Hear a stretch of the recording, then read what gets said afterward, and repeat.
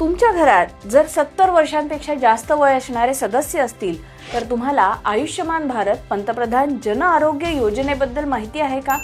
कारण 70 पेक्षा अधिक वय असणाऱ्या ज्येष्ठ नागरिकांना या योजनेद्वारे 5 लाखांपर्यंतचे उपचार मोफत मिळू शकतात। या योजनेबद्दल जाणून घेऊयात आजच्या सोपी गोष्टमध्ये। घरातल्या ज्येष्ठांना जेव्हा हेल्थ कव्हरची सगळ्यात जास्त गरज असते तेव्हा अनेकदा खासगी विमा कंपन्यांकडून कव्हर मिळू शकत नाही किंवा मग त्या हेल्थ इन्शुरन्स कव्हरची किंमत खूप जास्त असते। अशा वेळी एक सरकारी योजना तुमच्या मदतीची ठरू शकते। तिचं नाव आयुष्यमान भारत पंतप्रधान जन आरोग्य योजना। या योजनेखाली 70च्या वरच्यांना जे कार्ड दिलं जातं त्याला म्हटलं जातं आयुष्यमान वयवंदना कार्ड। याबद्दलची सगळी माहिती सोप्या प्रश्नोत्तरांमध्ये।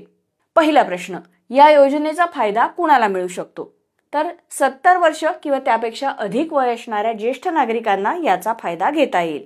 पण या इन्शुरन्स कव्हरची एक अट आहे, कुटुंबातल्या लहान वयाच्या सदस्यांसोबत हे कव्हरेज वाटून घेता येणार नाही। मग यासाठी उत्पन्नाची काही अट आहे का?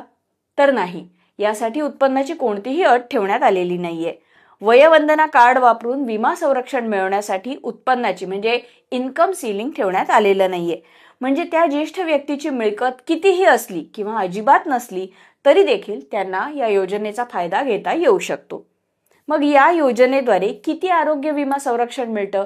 या योजनेद्वारे सरकार लोकांना 5 लाखांपर्यंतचे उपचार मोफत देण्याचा दावा करते आणि ज्यांच्याकडे आयुष्यमान भारत योजनेचं कार्ड आहे त्या ज्येष्ठ नागरिकांना 5 लाख रुपयांचं अधिकचं टॉप अप हेल्थ कव्हर मिळेल। मग या योजनेचा फायदा मिळण्यासाठी कोणतं कार्ड लागेल? तर यासाठी ज्येष्ठ नागरिकांसाठीचं आयुष्यमान वयवंदना कार्ड देण्यात येतं। यासाठी करायचंय काय? तर आयुष्यमान भारत कार्ड चालणार नाहीये, तुम्हाला हे वेगळं कार्ड करण्यासाठी अर्ज करावा लागणार आहे।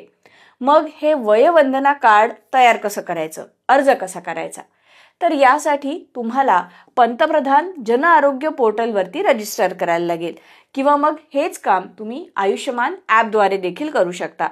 या नोंदणीसाठी आधार क्रमांक वापरला जाईल आणि सोबतच कार्ड ॲक्टिवेट करण्यासाठी तुम्हाला ई-केवायसी करायला लागेल। तुमच्याकडे आयुष्यमान कार्ड असलं तरी देखील तुम्हाला पुन्हा ई-केवायसी करावी लागणारच आहे। याशिवाय 1800110770 या नंबरवरती मिस्ड कॉल देऊन याविषयीची अधिक माहिती मिळवता येईल। मग 70 पेक्षा अधिक वय असणाऱ्या ज्या व्यक्तींकडे आधीपासूनच खासगी विमा आहे त्यांना देखील हे कार्ड मिळू शकणार आहे का? तर हो, नॅशनल हेल्थ अथॉरिटीनुसार हे सगळे देखील आयुष्यमान वयवंदना कार्डसाठी पात्र आहेत आणि वयवंदना कार्ड काढल्यानंतरही जर एखाद्या व्यक्तीला खासगी विमा घ्यायचा असेल तर त्यांना तसं देखील करता येईल आणि त्यानंतर देखील हे कव्हरेज मिळत राहील। या योजनेचे उपचार मग कुठे मिळू शकतात?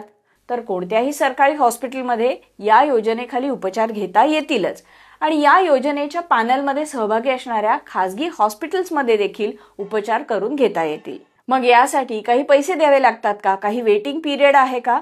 तर नाही, या योजनेखाली उपचार करून घेण्यासाठी तुम्हाला कोणतंही डाऊन पेमेंट किंवा डिपॉझिट भरावं लागत नाही आणि या योजनेसाठी नोंदणी केल्यानंतर उपचार घेईपर्यंतचा कोणताही वेटिंग पिरियड देखील नाहीये। त्यामुळे कव्हरेज लगेच सुरू होतं आणि नोंदणीनंतर उपचार लगेच घेता येतील असं वेबसाईटवरती म्हटलेलं आहे। मग या योजनेद्वारे घरातल्या प्रत्येक ज्येष्ठ नागरिकाला 5 लाखांचं कव्हरेज मिळणार आहे का? तर हे तसं नाहीये। दरवर्षी 5 लाखांचं कव्हरेज प्रत्येक कुटुंबासाठी मिळतं। म्हणजे तुमच्या घरात 70च्या वरचे जर 2 जण असतील तर हे कव्हरेज दोघांसाठी विभागून किंवा दोघांसाठी मिळून वापरलं जाईल। यासाठी वेगळी नोंदणी करायची गरज नाहीये। ॲड मेंबरचा पर्याय वापरून तुम्ही तुमच्या लॉग इन मध्येच घरातल्या इतर सदस्यांची नावं जोडू शकता। समजा घरामध्ये 70च्या वरची एकच व्यक्ती असेल तर तिला 5 लाखांपर्यंतचे उपचार मोफत मिळतील। ही होती आजची सोपी गोष्ट। कशी वाटली जरूर सांगा आणि फायद्याची वाटली असेल तर इतरांसोबत शेअर करायला विसरू नका।